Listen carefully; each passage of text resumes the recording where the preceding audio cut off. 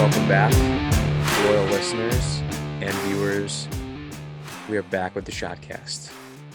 This is season 2. Not even sure what episode we're on, but we are back. We have Michael Height joining us.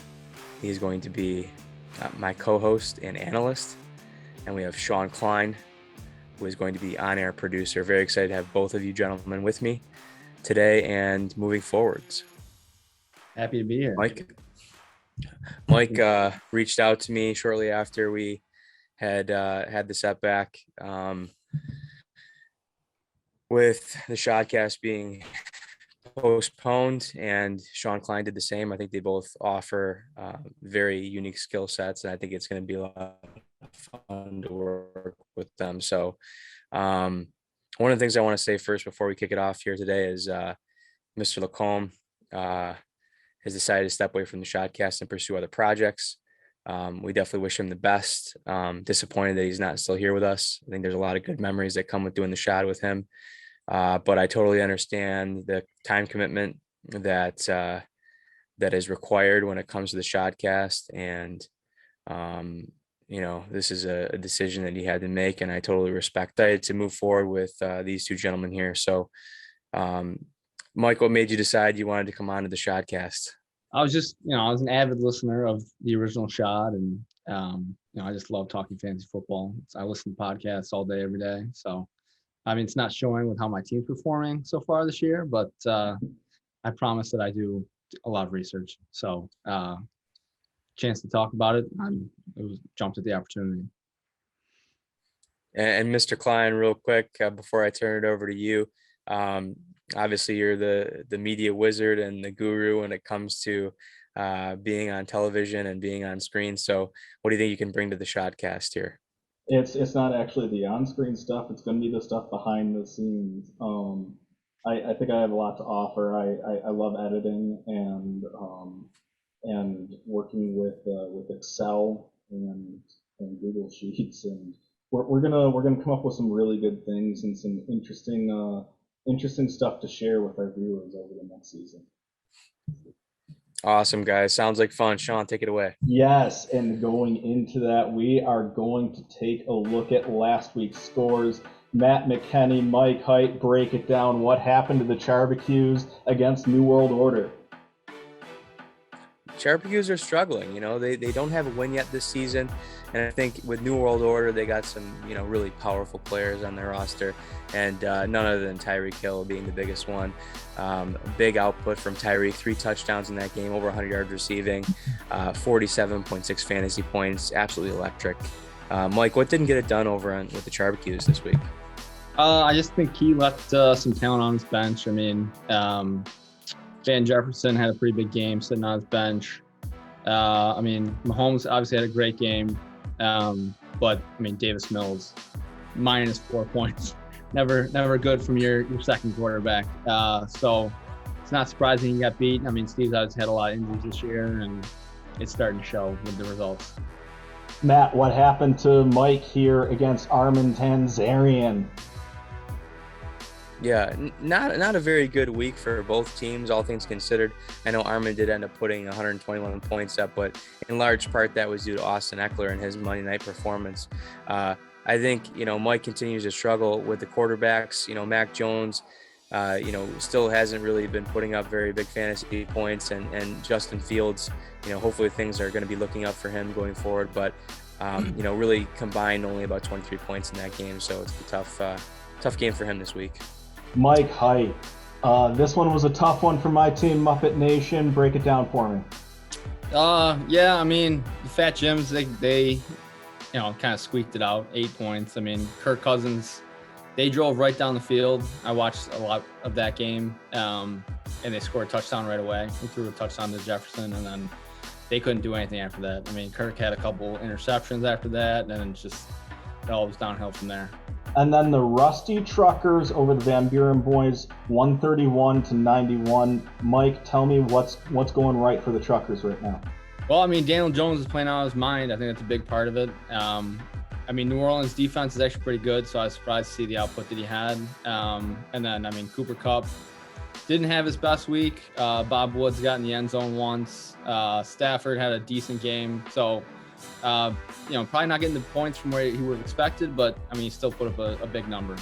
Matt McKinney, this one was a close one too. My team is fine comes out victorious over Rafi Bombs 156-141.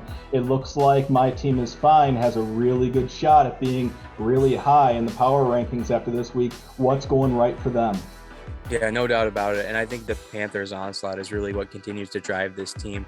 Sam Darnold over 30 points, DJ Moore over 30 points. Even without Christian McCaffery, this team is rolling. And if he continues to, get that kind of output from the Panthers, I think good things are coming. Revenge of Ed Kilgore, 151-103 over Field of Rush. Gosh, that's a tough loss for Rob Cav, heading back to 2-2. Matt Lacombe going up to 2-2. Mike Height, what's going right for Lacombe this week? Well, I mean, his quarterbacks have been playing great. Kyler's just having a great season. They're putting up a ton of numbers. They're 4-0. Derrick Henry's the RB1 in fantasy. Terry McLaurin had a great game. I mean, his second touchdown was absolute garbage. I mean, it was just a heave by Heineke, but he came back to get the ball. So I mean, that's big time. And then Cordell passing, like, it's just stupid. I mean, it's not going to continue. I mean, he's playing like 35% of the snaps right now, and I mean, I guess if Arizona puts him on the field more, but I think he's going to come back down to earth, but still a very good team. And then Rob's team, just the quarterbacks are not very good. So he's going to need to figure that out if he wants to win some games. And then the last game of the week, the Jay Walsh football team comes out just by 0.4 points over the Flutie Flakes. What happened here, Matt McKinney? Yeah, well, he failed to start a defense in this matchup, and it nearly cost him. It was only a Leonard Fournette carry away from potentially losing this matchup. But able to squeak it out with a pretty solid game. Najee Harris getting a ton of volume in Pittsburgh. He's been moderately efficient, but really the volume is what's getting it done. And Najee's probably the number one guy on this team right now. Now to the SHODcast Power Rankings, coming in at number 14. Any guesses, anyone? It's the Charbacues. Yeah, Charbacues are kind of struggling a little bit this week. Coming in at number 13. Mike, why would you put yourself there? We're not very good. I mean, I would like to address real quick the proxy. I appreciate Nick filling in for me, but I did spend a long time on my draft day manifesto, and he didn't really follow it very well. So I've been doing my best to kind of make some trades, try to get things back on track, but it's obviously not going very well. So we're hanging out in the basement currently with Steve. Already using your newly found fame to try to request trades. Armin Tanzarian comes in at number 12. Yeah, Armin's struggling. Not very good. Number 11, Jay Walsh football team. After a win this week, I was surprised to find them at number 11, but here we are. Mm-hmm. Number 10, Rafi Bombs. I mean, they're just getting some bad luck. I mean, they're putting up some numbers. They're just playing against some high-scoring teams. I think eventually they'll turn it around. Number 9, New World Order. Yeah, probably the best 9th seed we've ever seen, right? Number 8, if you want to talk about the best 9th seed we've ever seen, let's look at number 8 at Field of Rush. Rob's also had a pretty decent year. And I just think the top 8, 9, 10 people, it's really tough to decide between them. Coming in at number 7, Fat Jims. Yeah, I mean, Neil's 3-1. We don't, I guess, as a group, we don't really see him sustaining that, but who knows? Maybe he will. Number 6, The Nation. Nation is a talented team. Yeah, the Muppets are solid. Number 5, the Van Buren Boys. Yeah, I mean, they lost. I kind of expected that. I think they're a good team. They're not a great team. They were 3-0, and they probably should have lost last week. Number 4, the Rusty Truckers. Yeah, getting some good production from the top end of the roster, but definitely not a deep team. So if the injury bug strikes, we're going to be in trouble. Number 3, and I think this one was a bump up from a few weeks ago. Trek, the Revenge of Ed Kilgore, finds himself in the top 3. Surprised to see that. Yeah, putting up a ton of points, and that's really what drives it for sure. Is there a bigger surprise out there than the Flutie Flakes right now? Not really. I mean, Josh Allen didn't really have to do much when they won 40-0, but he still put up 20 points. And if they can play well, it's gonna be good for the Flutie Flake.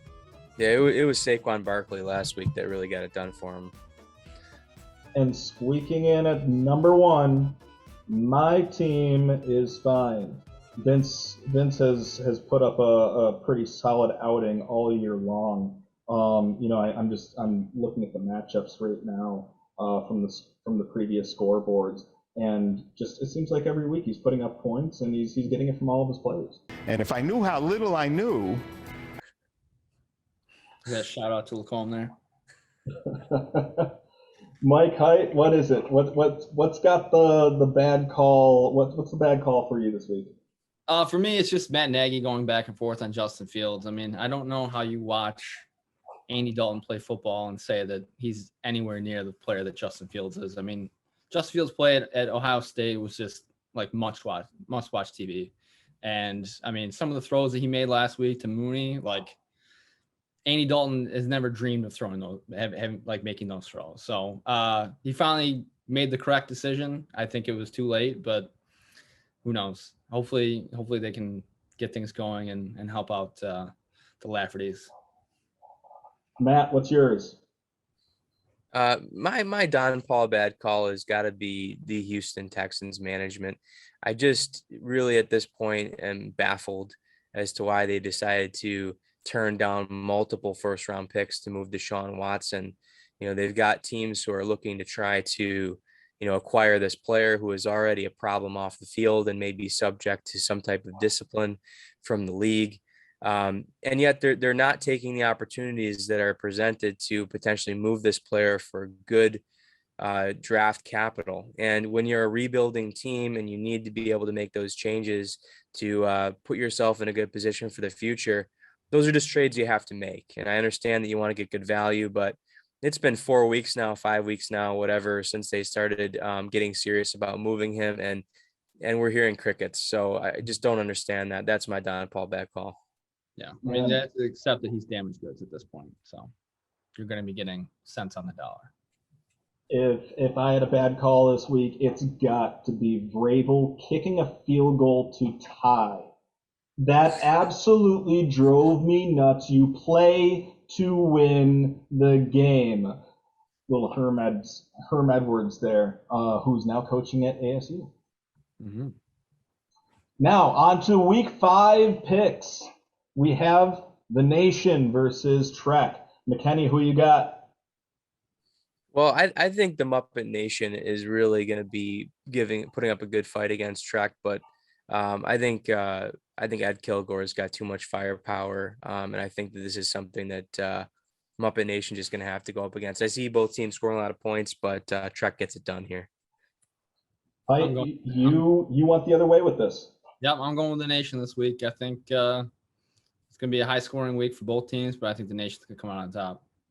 Well, I'll tell you what, you're going to be on one side for that one. I think Matt has found a pretty decent team there. New World Order. McKenny, you picked NWO to beat Armin Tamzarian. Yeah, I think Armin is one of the bottom teams in the league. I kind of contemplated putting him even a little bit lower in the SHODcast power rankings than I did. I think I put him at 12, and I just think NWO, with the receiver depth that they have and the starting receivers that are on that team, I just think it's going to be too much for Armin to overcome. Height, do you feel the same way? You do? Yeah, I'm going with the New World Order too. This isn't really just picking Brandon's team as opposed to like picking against Darren's. I don't think Armin's very good. I think it'll be a pretty constant tread throughout the year that I'm going to be picking against them. Well, if it means anything to you guys, NWO is favored by 54% to 46%. if that means anything to you when you're looking at the projections. I'm also going with NWO on this one. I think they've got a solid team here with Jalen Hurts coming on the scene and Tyreek Hill. You never know when he's going to explode for 50 points like he did last week. The Rusty Truckers against the El Barbill Charbacues. Matt, are you going to bet against your own team, against the 14th ranked El Barbill Charbacues? I can't this week. I'm taking my own team. Again, this is kind of a similar situation to what Mike brought up earlier. This is more of a bet against the Charbacues than it is a bet with the Truckers. I think, the Charbacues are just kind of in a rut, and I think it's kind of bet against them until proven otherwise at this point. Height, you feel the same way? I absolutely do. I think Stafford and company too much, huh? Yep, keeping it rolling. 3 in a row for the Truckers, and I think Steve may be our first 0-14 team we ever see. I feel the same way as you guys. I've got 60% to 40% Rusty Truckers favored. I'm also going to go on the Rusty Truckers. McKenny, you're picking my team is fine to beat your co-host here, Mike Height. Why? Yeah, it's hard to go against my team is fine right now. He's definitely playing really well. He's got some good, again, production from the Panthers that we talked about. And I think until I see more from the quarterback position for Lafferty, it's going to be tough to go with that team. So my team is fine gets the nod here. Height, you're currently not starting, starting in several players, it looks like. I'm looking at it right now too. I think ESPN Fantasy is acting out. Yeah. Okay, but either way, you're now favored by 61%. So, but you're gonna go on your team. Yeah, week, I'm picking the boys this weekend. I think Jefferson's gonna have a big game. I'm going off currently that McCaffery's probably not playing this weekend, although I saw he did practice today in a limited capacity. So if he's back, obviously that makes a huge difference. But if McCaffery's out, I'm going to Lafferty's this weekend. All right. I can't bet against the number 1 ranked SHODcast team. I'm going with my team is fine. Feel the Rush versus the Van Buren boys. If you want me to talk the win probabilities again, 52% is on Feel the Rush. Who do you have? Matt McKenney? You're going with the Rush as well. Yeah, I like the favorite in this one. I think Van Buren boys are kind of scrambling a little bit, and I think Feel the Rush is a really pretty good team that's got a lot of firepower that can put up a lot of points. I don't think we've seen the best out of Devontae Adams yet. I think he's due for a big game, so I like Fear the Rush here this week. Right? Yep, also going Feel the Rush. Yep, going with Feel the Rush. Rob's currently playing with one quarterback right now, but with his receiver talent, it's overcoming that. So I think that they're gonna get back on track this week. I'm also going Feel the Rush. I like David Carr and Aaron Jones. I like his entire roster except for maybe Brandon Cooks and the tight end situation that he has there. He's just got a solid team. He's got to hope he stays healthy. Rafi Bombs against the Jay Walsh football team. McKenny, you're taking the Bombs.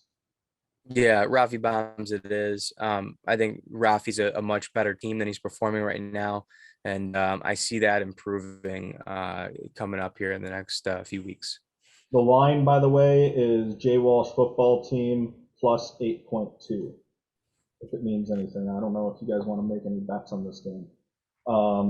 Aaron Rodgers versus Russell Wilson. Mike Height, you're also going the Rafi Bombs on this one. You think Aaron Rodgers has it? Yeah, no, I think the Rafi Bombs are a much better team than their record's showing. I think Dalvin Cook's can get back on track, some fresh legs after kind of taking the last 2 weeks off. I think he's going to feast against Detroit. So I think Rafi Bombs going to win relatively easily this weekend. Dalvin Cook healthy? Mark me down for the Rafi Bombs. I think they're going to take it as well. Heading into our last matchup, the Fat Jims against the Flutie Flakes. Fat Jims favored by 7.9. But the Flutie Flakes, they rose pretty quickly on the Shad Power Rankings. McKenny, you're taking the Flakes. Yeah, I am. I think Kansas City's defense is absolutely horrific, and I think that Bill's onslaught is a pretty good recipe for a win. Josh Allen, Cole Beasley, I think will lead the Flutie Flakes to victory this weekend. Right, you're also going the Flakes. I am. I think Buffalo Kansas City is going to be a high-scoring game. So I think if he's got 3 starters for the Bills going, I think they're going to come out on top. I mean, I think the Gyms will be okay. I think Cousins could get out and score early in the first half, but I think they're going to be up big at halftime and just run the ball the entire second half. I'm going the Flakes too. I just think Fat Gyms, they have too tough of a matchup. The Lions always play the Vikings kind of tough, and so you never know what's going to happen with that game. And then you have Taylor at Baltimore. It's just a tough matchup for him. Goddard at Carolina. I don't see how Neil could possibly upset the Flutie Flakes on this one. Now into our new segment, the Zono's Pick of the Week. Matt McKenny, this is your dog's absolute lock. Who are you choosing? Yeah, I'm choosing the Rafi Bombs to get right this week. I think he was my preseason pick to win the entire thing. He struggled out of the gate, but I see him winning pretty handily in this one. I think he's projected for over 140 points this week. And looking at his lineup here, we talked about Dalvin Cook getting healthy, but he's also going to have some increased targets going the way of Marvin Jones Jr. since Chark is now going to be out for the season. And then the other thing is Allen Robinson is going to be having a more competent quarterback throwing him the football now. So I think the sky's the ceiling for Robinson. I think he starts to play better football and put up better fantasy numbers. So give me the Bombs as my Zono's Pick of the Week. The ride or die pick of the week. Mike Height, who's your dog choosing? I'm picking the Truckers over Steve. I just think that, again, going back to Steve's just kind of bottom barrel in this league. It's more picking who he's playing against. I mean, Steve had a great team coming out of the draft. He just had a lot of injuries, and the Truckers are rolling, and they're going to continue to do so. So I'm picking the Truckers as my ride or die pick of the week. And the last section of SHODcast Season 2, Episode 1 is the Snoop Sleeper pick of the week. I'm going My Team Is Fine over Daniel Lafferty. I love that Carolina onslaught. I don't know how you're going to defend it, Mike. Sam Darnold, DJ Moore, and then let's not forget Antonio Gibson, not a Panther, but still in that kind of middle United States area. All right. Antonio Gibson's going to put up some points. Location. He's out all the way in Arizona, so everything else is the middle of the country. Everything else is it's over there. Well, that's all the time we have for this episode of the SHODcast. Stay tuned next week. We'll have another one dropping in the group me for you. Matt McKenny, Mike Height. Do you guys have a sign out yet? No sign out. Just happy to be here with you guys and glad the Shot's back in action here.